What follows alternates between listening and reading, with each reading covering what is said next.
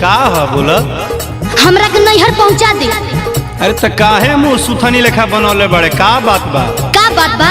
जाके अपना माई से पूछी। हम घर में अब 1 मिनट ना रहो। माई आजी के दवाई देवे में कोनो दिक्कत बा?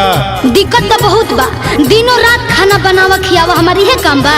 अरे माई बाबूजी बाबा आजी 4 आदमी के तो खियावे के बही में हाला कइले बड़े। हमार बात सुन, रही नहीं हर के हम अपना क्यूटी। अच्छा हमर होता खराब रोजे ब्यूटी। लंदन के तोहर माई बाबू बदले नाथ हो। हाँ। नहीं करब नौकर लेखा ड्यूटी।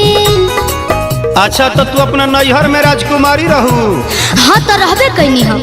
अरे तो ठीक बा, वही के राजकुमारी रहू तो जो परिवार के जिम्मेदारी तोहरे नु लेवे के पड़ी। तू ही बोला आखिर। हम कुछ नहीं जानत। ई कोनो बात थोड़े हो। रही नहीं हर के हम अपना क्यूटी। हमर होता खराब रोजे ब्यूटी। चुप रहा। तोहर माई बाबू बदल नाथ हो। नहीं करब नौकर लेखा ड्यूटी। इतना हल्ला ना करे के। जारे से हाथ नहीं खे तोहरा बुझात नहीं खे। जारे से हाथ नहीं खे तोहरा बुझात नहीं खे। हमर सुख तो रोज उठला दी। हमारा गाँव का है का बात ही निराली। अरे जा जा। हमारा गाँव का है बात ही निराली।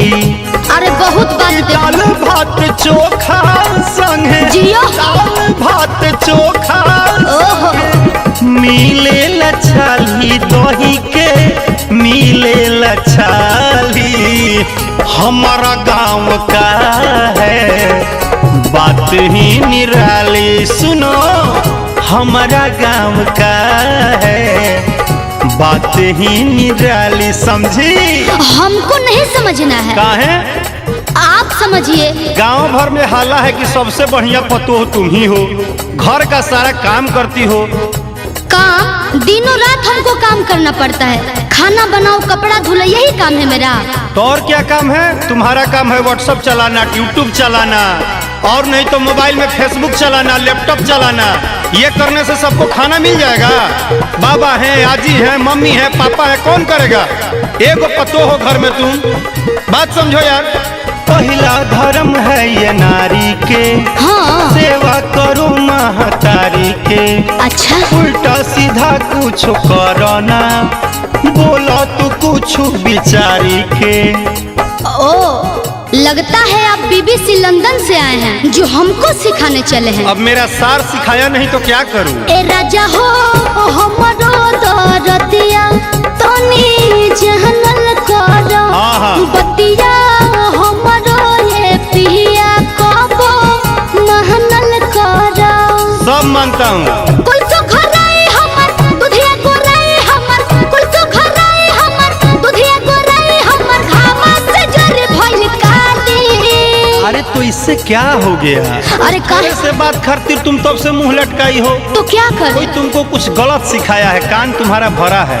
बक हमारा गांव का है बात ही निराली। अच्छा क्या? हमारा गांव का है बात ही निराली, समझे?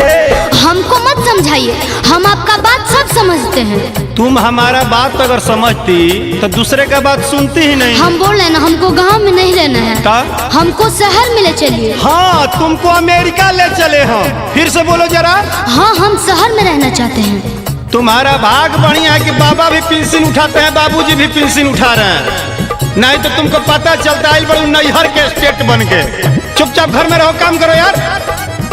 दिमाग खराब करके रखी हो खाली, जब देखो तब कुछ ना कुछ। लैपटॉप चलाई है, लैपटॉप। हाँ बाबू लैपटॉप दे रहे बड़ा इनका।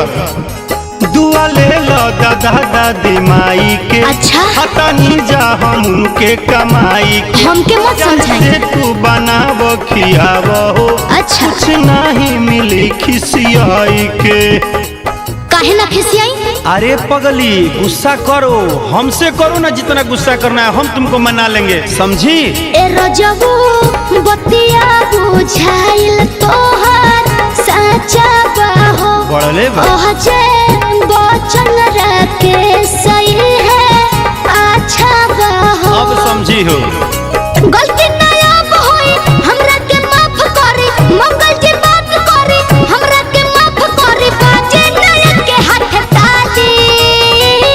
हमार धनिया आई लव यू। चलो कहाँ चलना है, चलो ले चलते हैं। चलो रेडी हो जाओ। ना अब हमरा कहीं नहीं जाए के, गाँव ही में रहे के बा। ओ हमारा गाँव का है का बात ही निराली साचो, जियो हमारा गाँव का है बात ही निराली। गाँव तो मेरा गाँव है।